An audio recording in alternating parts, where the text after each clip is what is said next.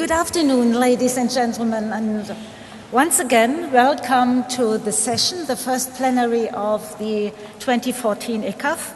And after the ceremonial opening in this magnificent hall, it's up to Philippa Levy and me to put our feet down again on the ground and start the work. Professor Philippa Levy is Deputy Chief Executive of the Higher Education Academy in the United Kingdom, and she leads strategy and services for the Higher Education Academy's support of learning and teaching, development and innovation across the disciplines and interdisciplinary areas. She is also responsible for initiatives relating to the use of digital technologies in learning and teaching, and to working with students as partners. Phil joined the Academy in 2012 from the University of Sheffield, where she is a professor of higher education development and the former head of information school. And previously, she was director of a national center for excellence in teaching and learning. So you see, she is one of the most excellent people to speak on what she is going to speak about.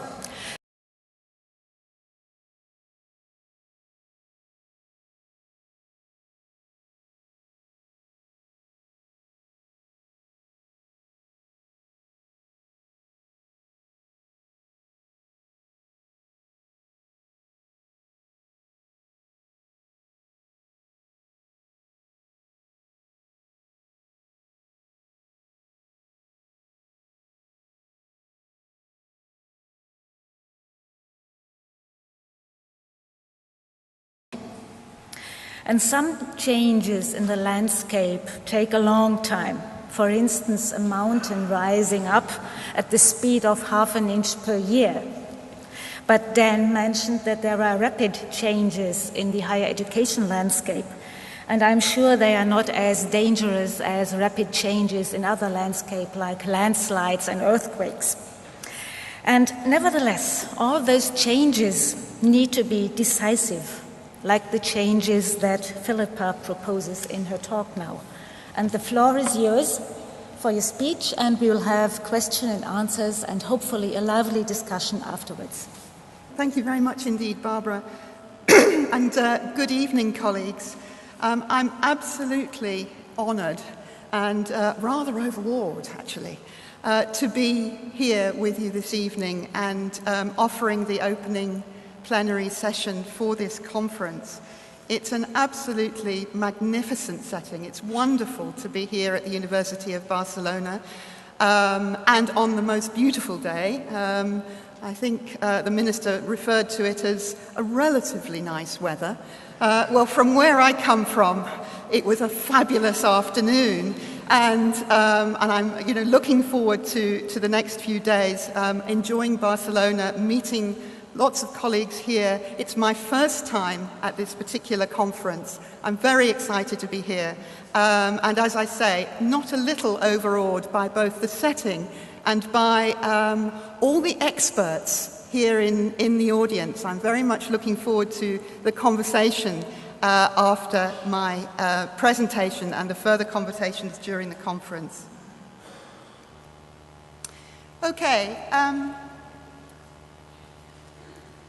I have been invited to really offer a scene-setting presentation this evening.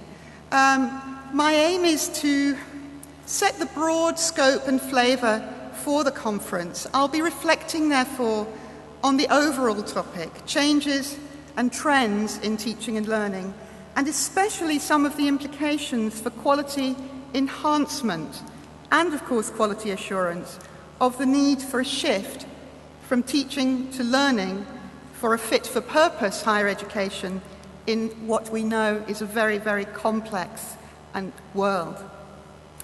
I'm going to be offering a broad perspective, which I hope will chime with your perspectives from right across Europe. But I will be speaking, naturally, from my vantage point within the UK, and in particular from the work of the Higher Education Academy, given that this is the setting that I know best.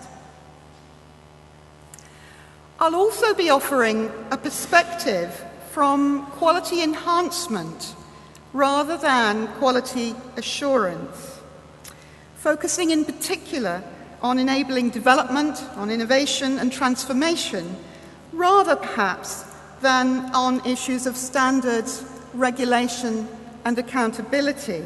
But, and there's a big but here, my assumption, of course, is that quality assurance and quality enhancement are two sides of the same coin, two sides of the context of HE quality cultures. And I hope that you will find a perspective from pretty firmly within quality enhancement of interest and value to both sides of that coin today. Let me start with a few reflections on the broader picture, the environment within which changes in learning and teaching and challenges for QA and QA are taking place.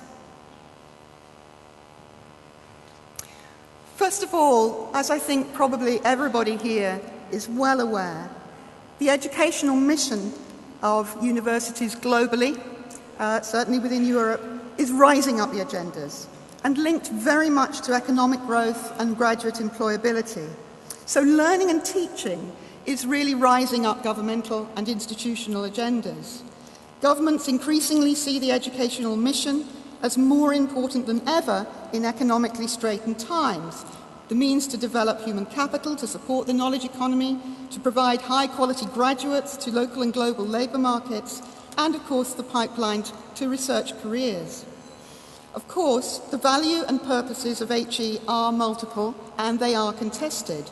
But I think it's clear that recently we have seen an increasingly strong focus on the economic growth role and on ensuring relevance of HE to student employability outcomes.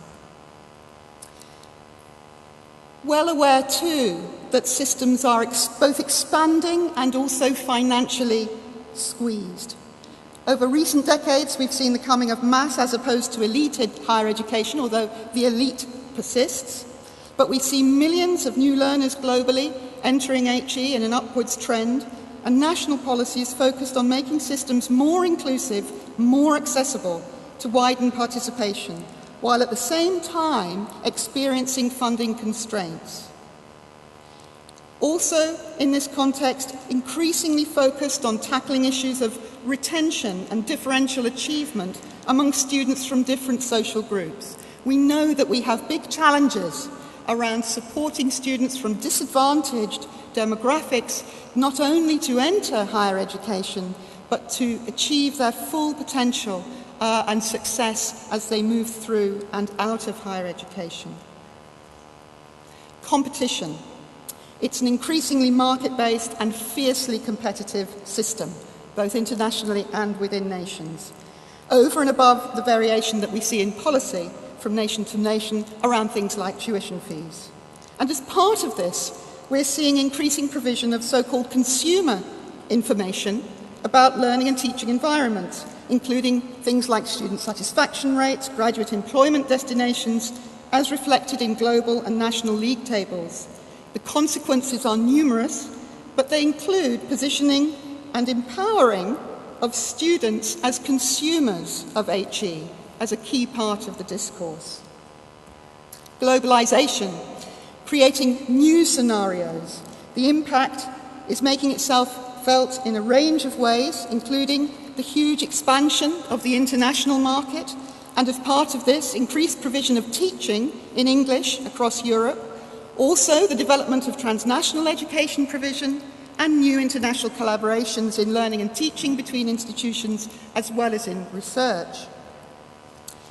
We're seeing an increasingly diversified sector, much more diversity in terms of both public and private sector providers, modes of study, including increased flexibility, exploiting online media, increased diversity of subjects on offer, including provision for education for high-level technical knowledge and skills, alongside more traditional discipline areas, And there's also the continued policy focus on addressing requirements for increased provision in STEM subject areas, and pressures in other areas, for example on the humanities, to demonstrate their value. And we've already mentioned, I think, today, change is the new environment that we all live and breathe and work in. It's rapid, it's pretty unpredictable, it's continuous.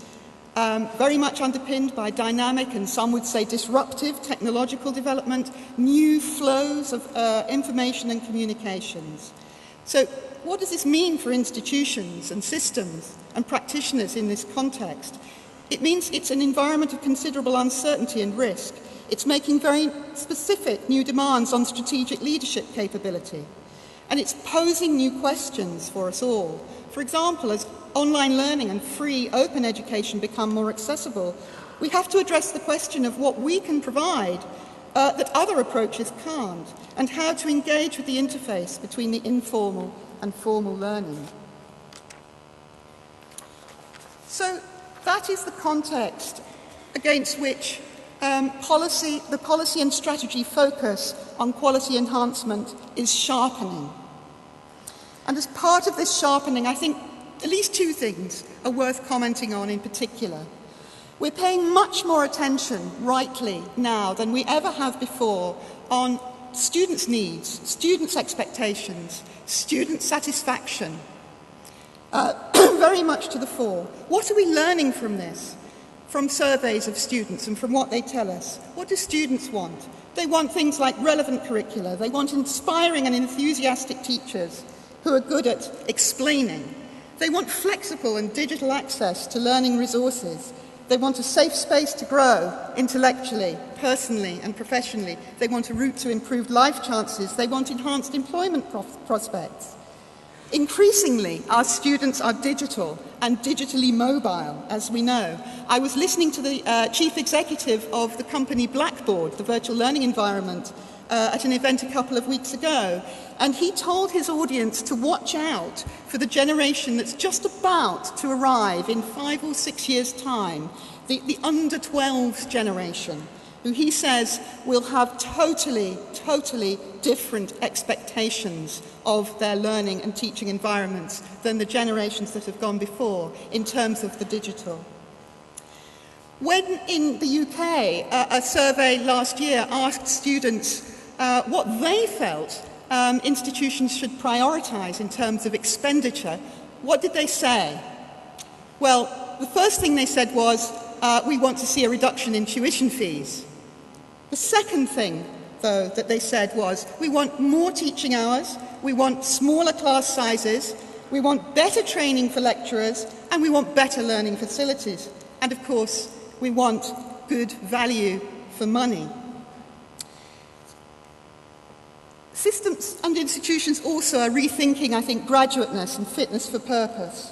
What do we want for our graduates? What kind of outcomes, what kind of graduateness is relevant and fit for purpose in our world? A world with profound local and global challenges and inequalities, as well as great opportunities for positive change and creative innovation.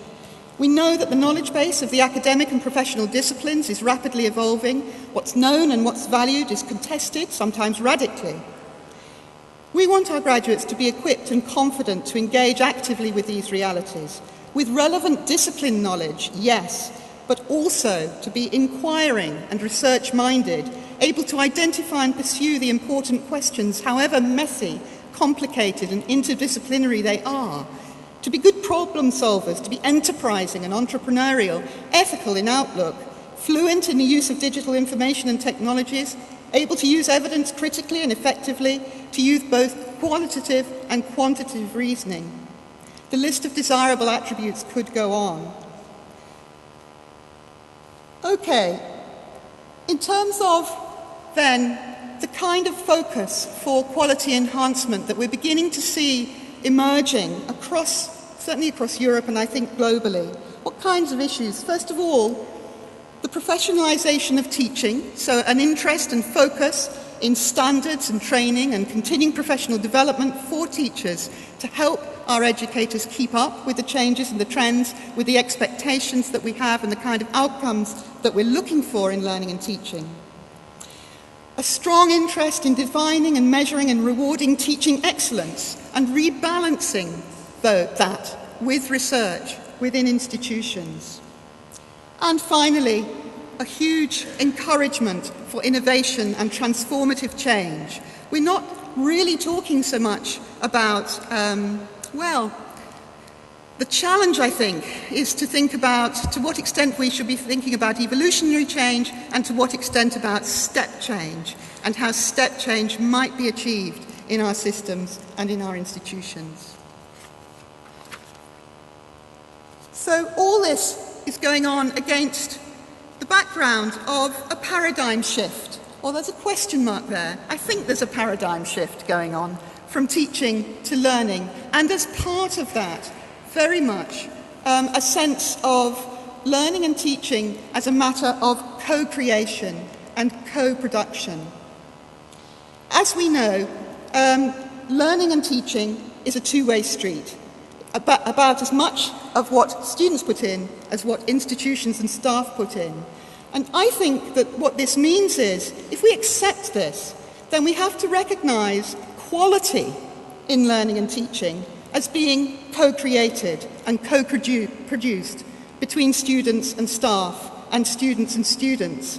And that, for my and political side, what are people talking about? Well, in some contexts, they're responding to policy directives. For example, in the UK, the Quality Assurance Agency has written into the Quality Code an expectation of partnership working in quality assurance and quality enhancement with students.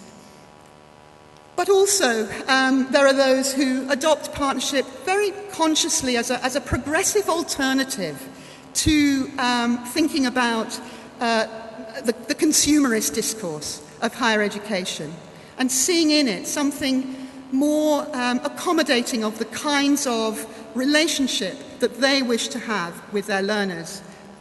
And there are those also who see partnership through the lens of a more radical critique even than that, really towards reinvention of higher education altogether. And one could see how it can work at all these levels. I want to say another few words about the relationship between engagement and partnership, because I think this is really, really important. Sometimes they are used synonymously, but perhaps shouldn't be seen in that way. The way in which I'm talking about partnership is as a specific process or form of student engagement. And this is one model of student engagement from 2010, which proposes a kind of ladder of student participation and involvement in shaping the direction of higher education. And you can see there the ladder from, in fact, it should really be the other way, I think, the other way round, the other way up, from consultation through involvement, through participation, to partnership, really being the culmination of that strong relationship. So partnership is a specific process or form of engagement. Partnership is about learning together and working relationships, learning and teaching and research, but also working together to improve and enhance our academic environments and communities. It's about relations between staff and students and among students. And I mentioned earlier on, the benefits of engaged learning are strongly evidenced, and partnership is seen as very much core to pedagogies which engage students actively in their learning. We know quite a lot. There's quite a big evidence base around what kinds of pedagogical practices do support student engagement. Things like students spending time on task, students having good contact with each other, but also with their tutors, students gaining timely and well-focused feedback. We know quite a lot about, if you like, pedagogies for engagement or pedagogies for partnership. And what we know is that they are important in terms of student outcomes. And the evidence base for the benefits of student partnership in enhancement is growing. It's not quite there yet, but there is a lot of case study kind of evidence coming out of institutions now to demonstrate that both institutions benefit from the freshness and energy with which students come to the enhancement agenda, but also students benefit in terms of the skills that they develop, the capabilities, the professional development that they can make through their participation in enhancement activity. I'm not going to talk about the values of partnership in any great detail. These are not intended to be prescriptive in any way, but of course partnership is a process, and it is a kind of value-based process. These are some of the values that are proposed as a framework for thinking about and talking about partnership as we develop it in our institutions. Authenticity, a meaningful rationale. Inclusivity, making sure that genuine partnership can include all who wish to play a part. Reciprocity, that all parties have an interest in and stand to benefit from it. It's about empowerment of students and staff working together. The concept of partnership, I think, invites us to reimagine and rethink those relations of power between students and staff that are embedded in our structures, in our institutions, and to reinvent them. It invites us to confront them, it challenges us, and to work together on reinventing higher education in a new way. It involves trust, it involves challenge, and it involves, I think, the development of community, this sense of belonging and being valued fully for the unique contribution that all parties can make. And finally, responsibility. All parties sharing collective responsibility for the aims of partnership and for the contribution that they make. Dimensions of partnership. I've already mentioned partnership in learning, teaching and assessment based on the principles and practices of co-production. And what I'm really talking about here, pedagogies of partnership that involve active and collaborative learning, peer learning, independent learning is very much a part of that. And partnership, I think, also is about pedagogies that, what I'm trying to say here is that partnership is about co-producing meaning in the learning and teaching relationship, but it can potentially also embrace partnership in joint discovery and knowledge building. So really, if we take partnership, I think, through to its logical conclusion, it's also about inviting students into, centrally, the knowledge creation and the knowledge building missions of our institutions, as well as the learning and teaching missions. So it's about bringing together those two missions. One of the pedagogies of partnership, if you like, I would want to argue par excellence, is inquiry-based learning, therefore. Pedagogies that invite students to take the lead in learning through pursuing meaningful questions, authentic questions, with the support of their tutors and all the resources and environments at their disposal. And that we see a huge trend, I think, in higher education over the last 10 to 15 years, moving towards mainstreaming inquiry-based learning and research. We also see an interest in what I might call boutique schemes, where students are becoming more involved as researchers in undergraduate student bursary schemes, for example, in vacations. And we know how effective involvement in these kinds of schemes are for students' intellectual development, for their personal development, for their professional development. We're also seeing a flourishing of student undergraduate research conferences and journals. So places where students can exchange the fruits of their learning, of their research, with each other and with wider audiences. Again, it's really about bringing student learning right into the heart of the mission of the universities and working together as a community of learning. This slide just simply tries to exemplify what the process of learning might look like from an inquiry-based perspective. So again, a pedagogy very much focused on partnership, where it all starts out with a stimulus of a question or a problem. And that might be anything. It could be an image used. It could be a difficult problem set by an external agency, an authentic problem. It could be a problem to which the answer is perhaps already known, or it could be a completely open-ended question.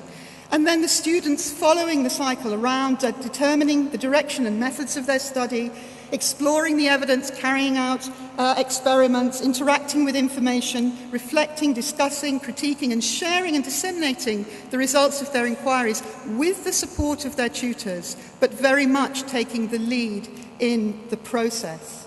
And, as I say, inquiry-based learning for active learning, but also for participation in knowledge building. The second key dimension of partnership, I think, in learning and teaching is this partnership in enhancement. And perhaps two main dimensions here worth noting. We're seeing a real trend of students becoming much more involved in institutional research and the scholarship of teaching and learning. So looking at exploring students' experiences of learning, finding out how they're experiencing learning in their disciplines in particular contexts. And what people say is that this kind of work is both enriching the evidence base for institutions, but also brings methodological benefits. Students can reach the parts, perhaps, that other researchers can't always reach in talking to other students about their experiencing and gaining fine-grained, rich feedback from them. And we're also seeing students much more involved in curriculum design and pedagogic consultancy types of activity, bringing their fresh perspectives on curriculum and advising and scoping and evaluating new initiatives. I think one of the interesting things is that seems to me that some of the principles and practices around partnership chime very well and very comfortably with academic values and principles, traditional principles and values, if you like. The question of student partnership in curriculum design is perhaps the most contested area here. So, in other words, questions start to get asked about, well, what is the role of students in determining and shaping curriculum content? Do they have a role? Where might that role be? What might its parameters be? How might we work together more closely in relation to curriculum as well as in relation to process? And for those of you who may be interested in this theme of partnership, my colleagues at the Higher Education Academy have been working on this theme and have developed a conceptual model for partnership in learning, teaching and enhancement, which, as you can see here, if you can see it on the screen, displays these four dimensions as overlapping circles: learning, teaching and assessment, curriculum design and pedagogic consultancy, scholarship of teaching and learning, and subject-based research and inquiry, all knit together at the core, at the centre, with this concept of learning community. If our initiatives in partnership are only being carried out in little pockets of the institution, then that will take us some way, but perhaps not as far as we want to get. And ultimately, perhaps what we're talking about is cultural change. So it's about moving towards entire communities of practice in learning and teaching and enhancement.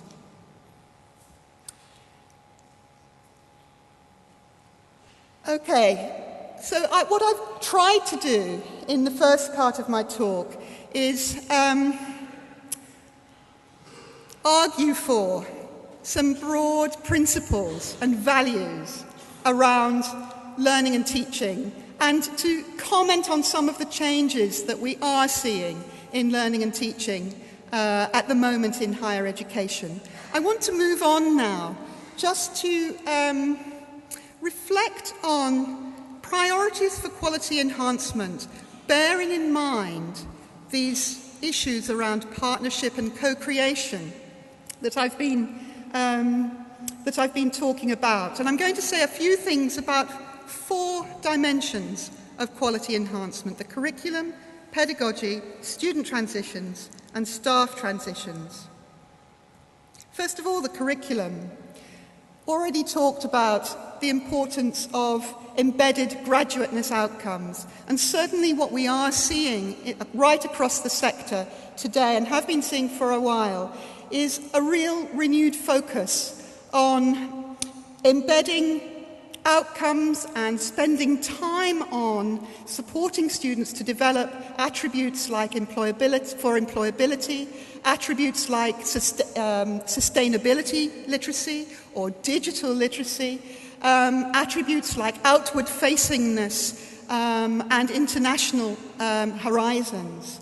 And what this means, I think, is that if we really are serious about embedding these kinds of attributes into the curriculum and assessing for them, as well as teaching for them, it may mean we have to set some other content to one side. And that's always difficult in terms of the decision, but an important issue to look at. Engaged, authentic, outward-looking and boundary-crossing curricula. I'm going to look at my notes here because I want to comment in particular on, give you an example about this.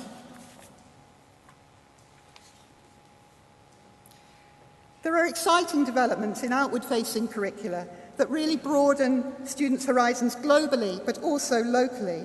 And I think partly this is about providing plenty of opportunity for outward mobility. But the further challenge, of course, is to bring the benefits of the international outlook to those students who don't spend time abroad. For example, enabling global learning experiences by connecting students across borders using new digital technologies. And outward engagement is important locally too. And the work of my colleague Brendan Stone in the School of English at the University of Sheffield is one great example that I'll offer here. Brendan offers a unique module that brings together undergraduates studying literature with Sheffield people from disadvantaged backgrounds, very often with mental health problems or physical disabilities, to study together to produce narratives of the lives of people in the city. This is very much a two-way process with mutual benefit and social impact. His students are exploring new frames of reference, they're applying methods of inquiry from their degree subject, but in a completely different context, and they're developing practical experience and knowledge. And this has been a fantastic learning experience in terms of students' feedback and student outcomes for those involved. I wonder what the implications are for that kind of experience in terms of quality assurance processes and indeed quality enhancement. Brendan's module is also an example of interdisciplinary learning. New forms of graduateness grow out of imaginative curricula that break down disciplinary silos to enable students to make new connections. This isn't about a flight from the disciplines, okay? Strong and deep foundations in the ways of thinking and practicing in the disciplines remain important, but it is about boundary crossing. It's about future-focused curricula that expose students directly to authentic, real-life, if you like, wicked problems and challenges of the real world, allowing them to understand how their discipline knowledge and their expertise can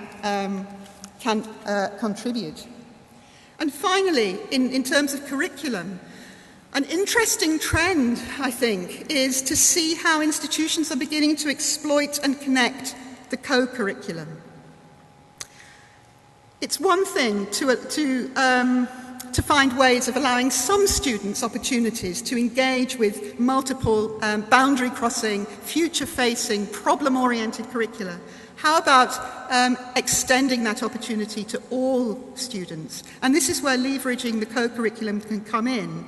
And one example of this, for example, at the University of Exeter, is where all first years are encouraged to get involved in an optional Grand Challenges programme. They work in interdisciplinary research teams with academics, with postgrads, with external experts on issues like well-being, on climate change and international security. They apply academic knowledge to real-world situations. They produce a whole range of different outputs, policy papers, videos, debates, performances. Some universities, this is optional, but for some universities they're making this a compulsory part of the student experience. How to measure quality there.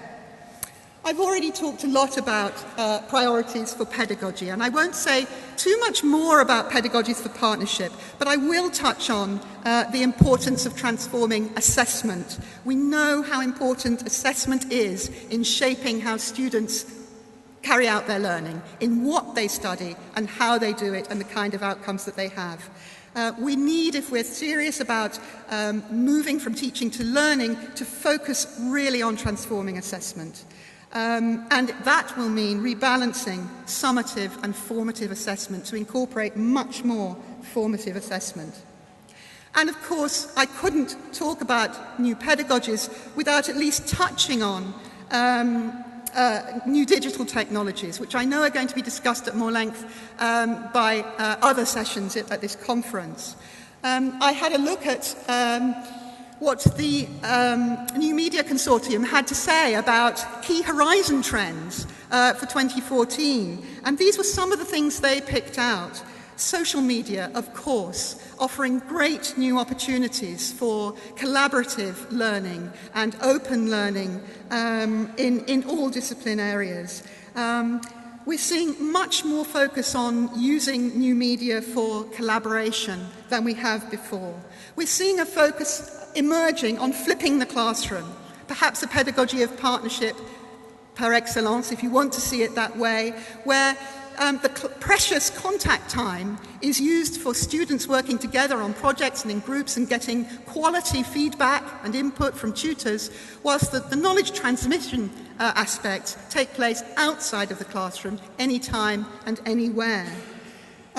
We're seeing this extraordinary interesting new emphasis on making and creating. So using the affordances of new technologies to actually get students involved in digitally producing stuff, to represent, to learn through the process of making and to represent their learning. We're seeing departments in universities that might not normally have laboratory-type spaces starting to put in lab spaces with digital tools like 3D printers and so on to assist students to use the digital environment to create and produce concrete, tangible outcomes in digital form from their learning.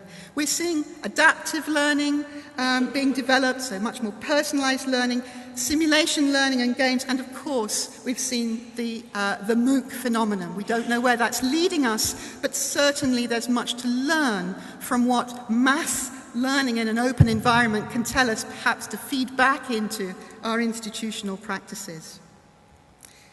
In terms of student transitions, an emphasis on developing inclusive curricula and pedagogies. And just to give one example of that, because that cuts right across curriculum, across pedagogy, but for example, changing our assessment practices so that they are appropriate for differently abled students and not just a one-size-fits-all.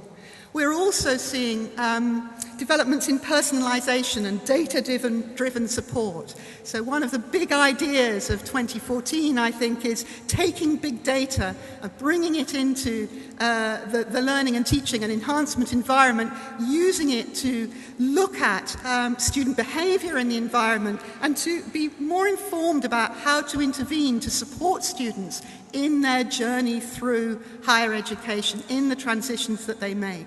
And one of the exciting aspects of this, I think, is very much about giving students the ownership of that data. So these things that people are talking about in the world more broadly, this notion of the quantified self, which Gives me pause for thought, actually. You know, they're the kind of things where we can monitor, we can go around with technology that we wear that monitors our heart rate, that monitors our blood pressure, that tells us how many steps we've taken, and so on and so on. Increasingly, we're going to get used to having that kind of information, and some of that information will be about our learning, and our learners can use that information to take control of their own planning for learning and development of their learning skills. So data-driven support, not only for institutions and lecturers, but also for learners. I'm going to say a last few words about staff transitions in this picture.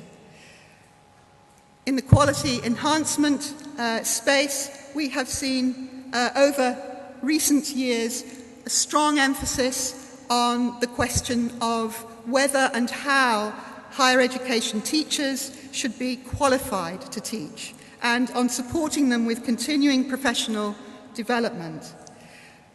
We're also beginning to see, I think, more emphasis placed on strategic leadership development, so recognising the strategic challenges and the policy challenges that leaders in institutions have, and supporting them with that. A strong focus on rebalancing the profile of teaching with that of research in institutions and providing policies and systems to reward and recognise teaching and to embed criteria relating to teaching into promotions pathways. And I think one new theme emerging in our sphere at the moment is this question of how to recognise not only how to support continuing professional development throughout the university career, teaching career, but how to recognise remaining in good standing as an expert university teacher, perhaps through recognition of participation in continuing professional development. And finally, some interesting new discussions starting to take place, I think, challenging perhaps the concept that we've been working with for a while now around the professionalisation of teaching, which has a rather managerialist and perhaps external turn to it, to a return to talking about professionalism. So a more bottom-up, grassroots approach to professional development and engagement of staff. And William Locke from the Institute of Education has recently written about this. He calls for a renewed professionalism in higher education teaching. He says one that is sensitive to the student voice. I would want to argue, of course, that we should perhaps go further than that and say a professionalism that is sensitive to working in partnership with students. So this brings me to the end of my talk. What I hope I have been able to do is give you just an overview. Excuse me. Give you just an overview of some of the things, some of the themes that I see in terms of the changing learning and teaching environment. Yes, the pace of the change in the world is accelerating, but is our landscape really changing as rapidly as it needs to? I think the learner perhaps is not yet at the centre of our practices and systems, but making the shift from teaching to learning is absolutely essential if HE is to be truly fit for purpose in our supremely complex world. I think the idea of co-creation and partnership should be seen as key dimensions of this shift. And there are lots of brilliant, creative examples of innovation and development that are moving institutions and systems in this direction. There are some very exciting horizons, but we're on a journey. I don't think we can claim that as a whole in Europe, or indeed anywhere, except in pockets, we have as yet achieved the shift that we need. I've aimed to suggest that focusing strongly on student engagement through partnership in learning, teaching and research, and in quality enhancement, but equally strongly on strategic investment in professional development and recognition for teaching staff, will provide the good foundations for transforming the landscape in the dynamic ways that we need it to. Thank you.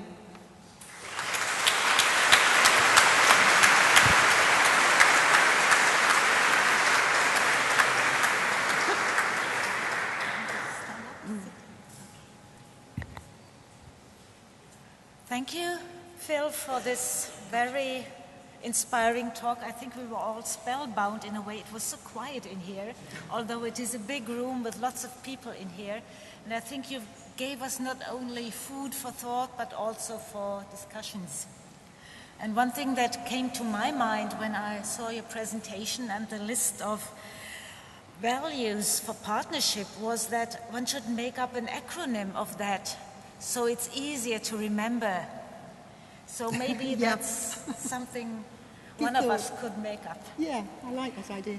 And now here's the opportunity for all of you to be the person to ask the first question in the first plenary of this EQAF. Just go ahead.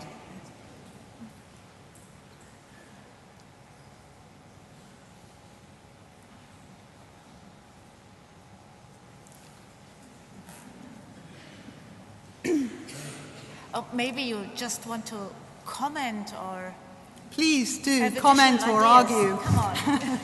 If nobody else dares, why not have a blunt Dutchman to give this a try? I'm Don Westerheiden, University of Twente in Holland.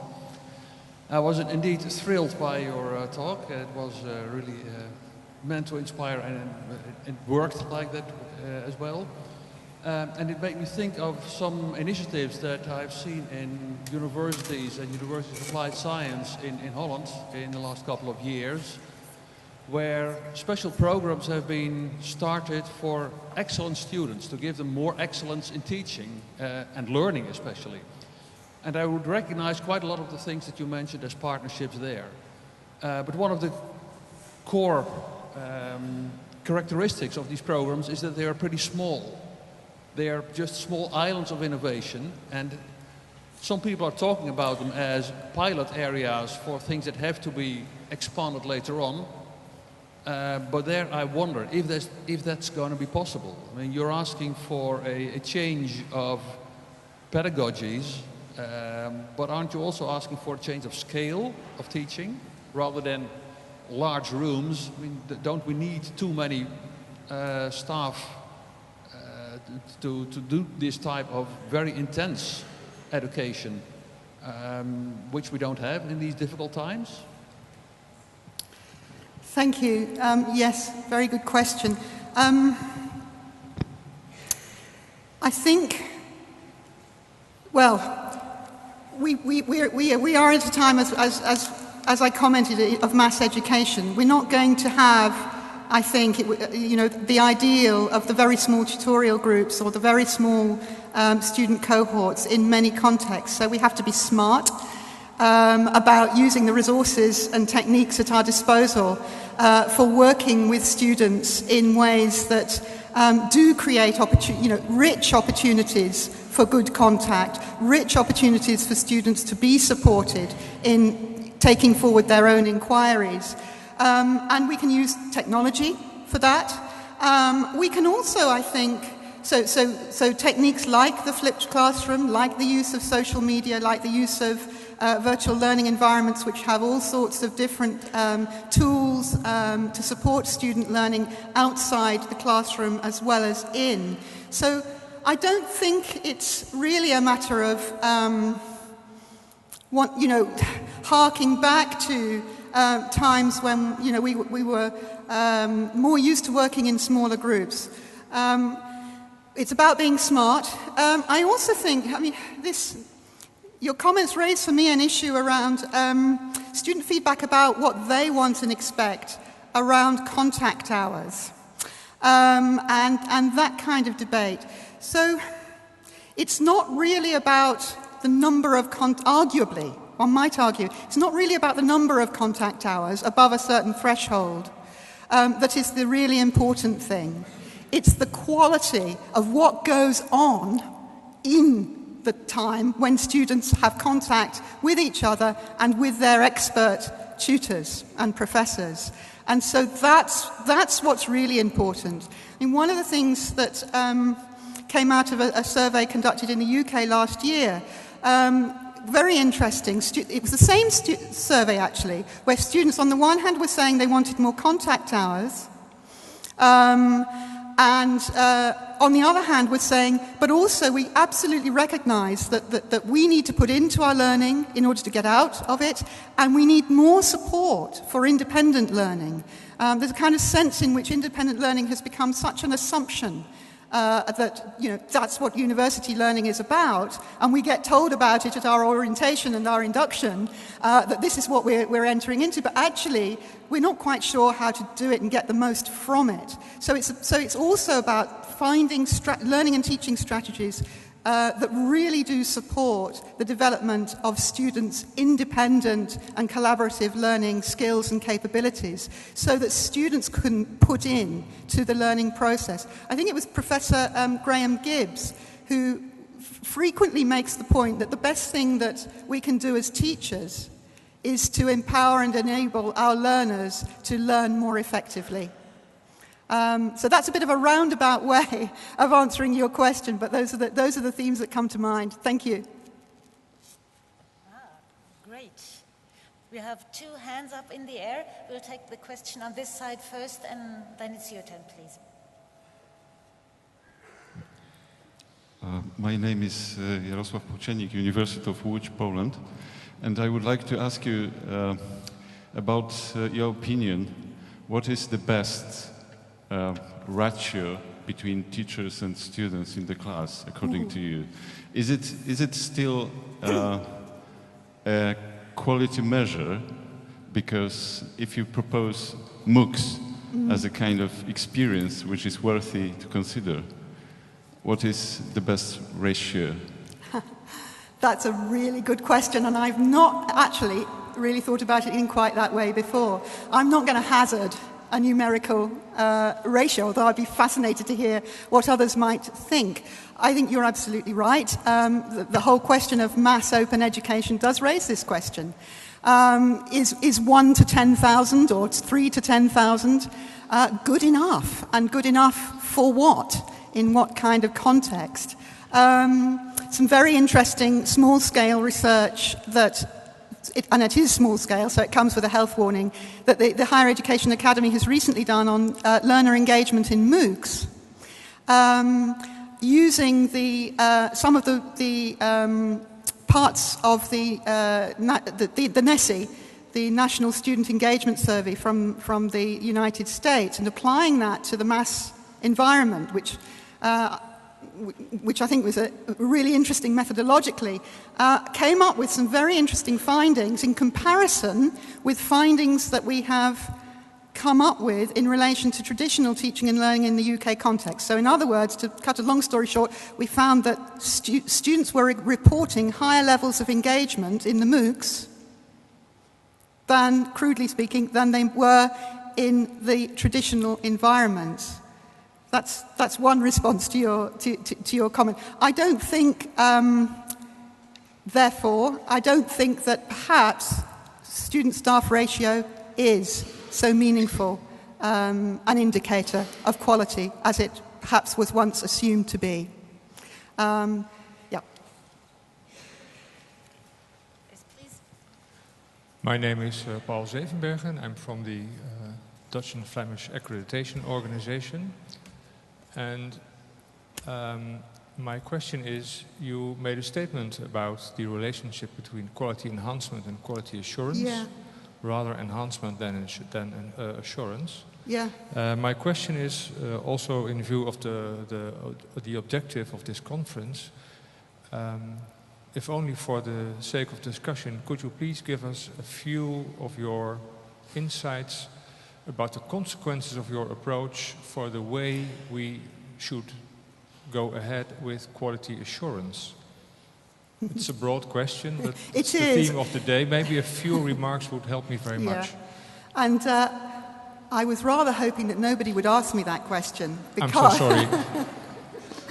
But you're welcome to have asked it, because yes, my speech was very much through the lens of quality enhancement. Of course, they are two sides of the same coin, and we can't have one without the other.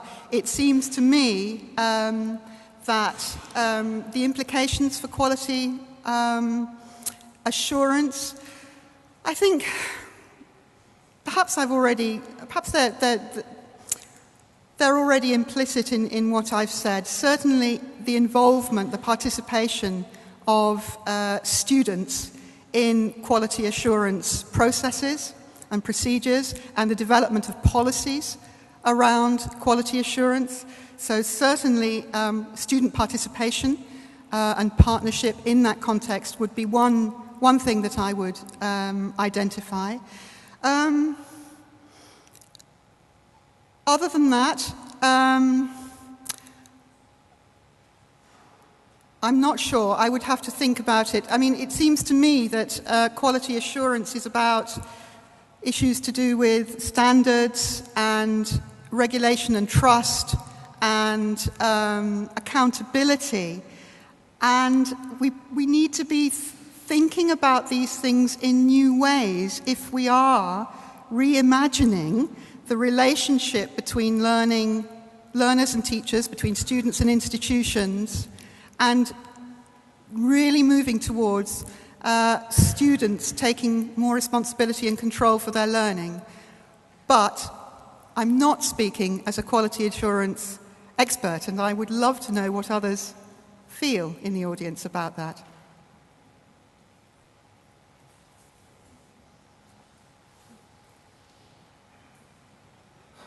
The microphone is coming, just a short moment. Professor Levy, my name is Joseph Ryan from Athlone Institute of Technology in Ireland. Thank you very much for a very fine keynote speech. And if the task you were set by the committee was to set the scene, I think you've done it excellently, and particularly in the intersection between learning and teaching and quality enhancement. And I'm delighted to see this focus. I think it's most appropriate on the question of learning and teaching at the moment. Therefore, while my heart is absolutely with you, this question is not adversarial. It's more by way of being a devil's advocate, and that's the, yes. Hopefully it'll be taken in that. I'm conscious of this magnificent room that you've cited here, and all of these marvelous murals, all of which strike me as themes of judgment with a central, deciding character. There doesn't seem to be much partnership or democracy going on here. And you also cited the changing atmosphere and context within education globally, and particularly within Europe. And we're dealing with the massification of education. Yeah. So therefore, the scene that you set of all of this partnership and engagement, could that not be seen in some senses as somewhat idealistic? Yes. And focused very much on a cohort of students who are absolutely at the cutting edge? And not every student is going to be in a position to, for instance, inform curriculum development. Okay. I certainly think that these concepts of engagement and particularly partnership are aspirational. I think it behoves us to hold up, high aspirations for higher education as a sector and for our students. So I feel comfortable with the notion of aspiration. But you're absolutely right, of course. Where my talk didn't take me or us was into questions around the challenges, the barriers, the tricky, knotty, gnarly problems of putting these kinds of values and principles and practices into environments which are really a long way, perhaps, from the vision that I was aiming to hold up. But that said, I would want to take issue with you around your comment about the extent to which concepts of engagement and partnership are relevant to all students. And I would want to passionately claim, not only on the basis of values, but also on the basis of evidence that they are of relevance to all students.